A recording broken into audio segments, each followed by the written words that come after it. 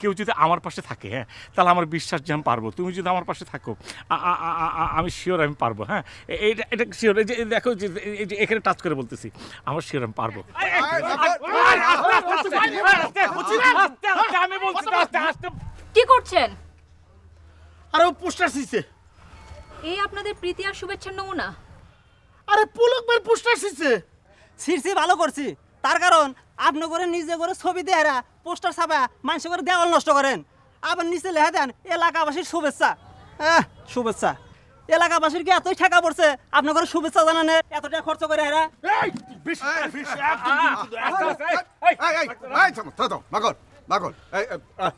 সব আমার সাথে আসো।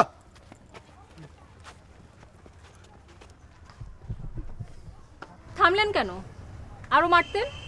আপনি পোস্টার বানিয়ে লোকজনকে প্রীতি ও শুভেচ্ছা জানাচ্ছেন, সেটা কেউ গ্রহণ না করলে তার কপালে তো আঘাত আসবেই। এ আর নতুন কি?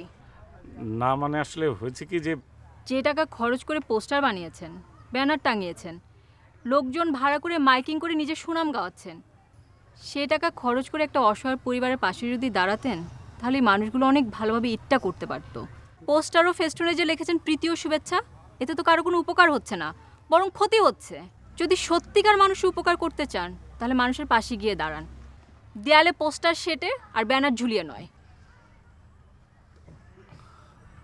আমি আসলে বুঝতে পারিনি, কিন্তু বিশ্বাস করেন আমি কিন্তু আসলেই মানুষের পাশে গিয়ে দাঁড়াতে চাই, ঠিক আছে, কিন্তু কিন্তু আমি পারিনি, ঠিক আছে। যদি তুমি যদি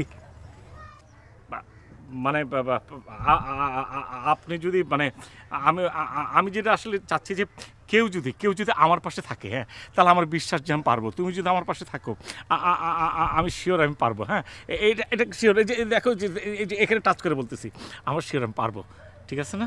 তুমি কি বলো?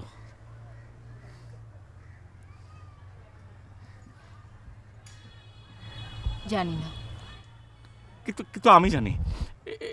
এই যে আমি মাথার সে বলতেছি, আসলে যে আল্লাহকে যে হাত সে বলতেছি, এই যে তোমার গাল সে বলতেছি। ঘটনা হচ্ছে কি জানো, যে মানে আমি কিন্তু এটা চাই নাই। মানে আমি কিন্তু ছোটো থেকে কিন্তু খুব একটা খারাপ না। হ্যাঁ, মানে ঘটনা হচ্ছে যে আমি যেরকম অনেক কিছু বলতে পারতাম না, বুঝতে পারতাম না, কিন্তু আমার টিচার যিনি ছিলেন, উনি যখন আমাকে শিখিয়ে দিত, আমি কিন্তু অনেক ভালো করে পড়তাম। এখন ঘটনা হচ্ছে যে তুমি যদি আমার সঙ্গে থাকো, হ্যাঁ, মানে আমার অনেক ভুল ত্রুটি তুমি আমাকে শিখিয়ে দিবা, ঠিক আছে। আমি এখনই সব পোস্টার ফেস্টুন এগুলো তো নামাবে, তোমার বললাম। তারপর একটা কথা বলি, আমরা যাব কোন কোন বাসায় কাদের কাদের অসুবিধা, ঈদ করতে পারতেছে না, আমরা যাব তাদের সঙ্গে কথা বলবো, ঠিক আছে। আরেকটা জিনিসকে জানো, যে এই যে শিক্ষা, এই যে মানে এই যেমন শিক্ষা জাতির মেরুদণ্ড, ঠিক আছে না। আর একটা কথা, যে এই মানে একটা ফ্যামিলিতে যদি একজন টিচার থাকে, পরে কিন্তু অনেক হেল্প হয়। মানে যদি ফ্যামিলিতে বাচ্চা কাচ্চা হয়, তাদের পড়া তো ঘরের থেকে শুরু হয়ে যাবে, ঠিক আছে না। চলো আমরা এখন খোলার ব্যবস্থা করি।